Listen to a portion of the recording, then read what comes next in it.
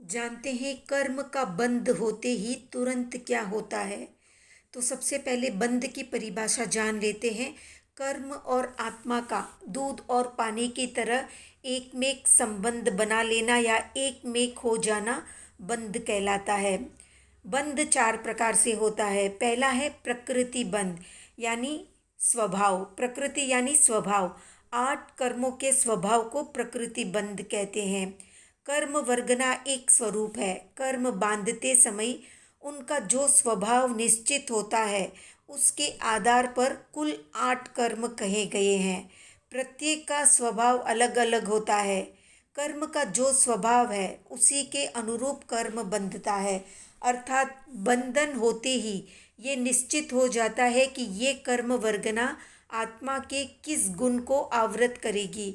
जैसे ज्ञानावर्ण्य कर्म का स्वभाव है ज्ञान गुण को ढकने का, तो ये इस कर्म का प्रकृति बंध है। उदाहरण के लिए मेथी का लड्डू वात पित्त कफ का नाशक है, तो अजवाइन का लड्डू पाचन में सहायक है और चने का लड्डू वायु कारक है।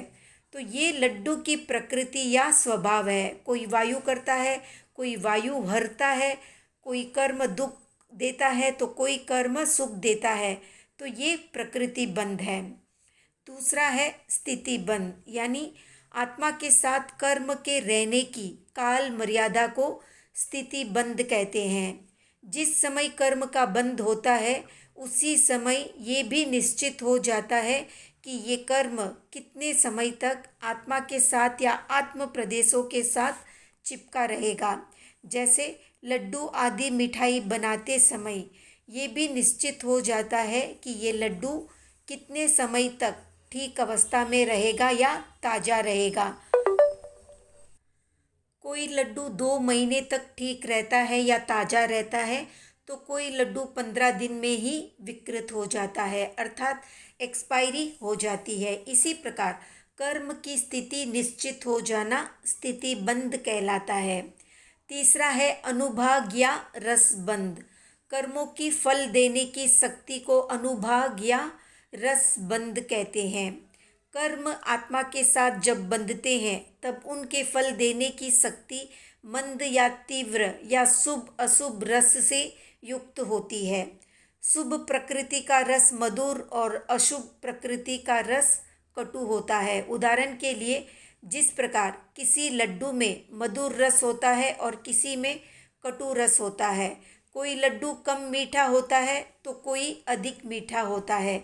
उसी प्रकार किसी कर्म का विपाक फल तीव्रतर और तीव्रतम होता है तो किसी का मंदतर और मंदतम होता है।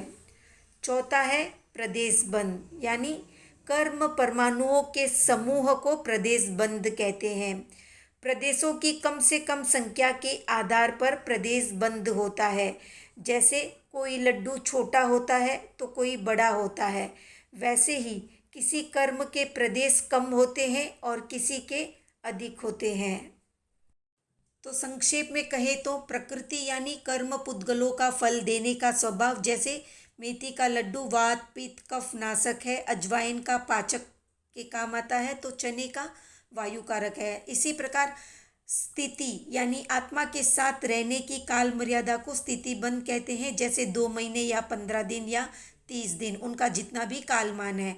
तीसरा है अनुभाग यानी कर्म दलिकों की तीव्र या मंद फल देने की शक्ति को अनुभाग बंध कहते हैं। जैसे वो कटु है या कम कटु है या मीठा है या कुछ भी। चौथा है प्रदेश बंध यानी परमाणुओं की संख्या, बड़ा है छोटा है 50 ग्राम का है 25 ग्राम का है इत्यादि। तो ये थी कर्म बंध की 4 अवस्थाओं की संक्षिप्त जानकारी।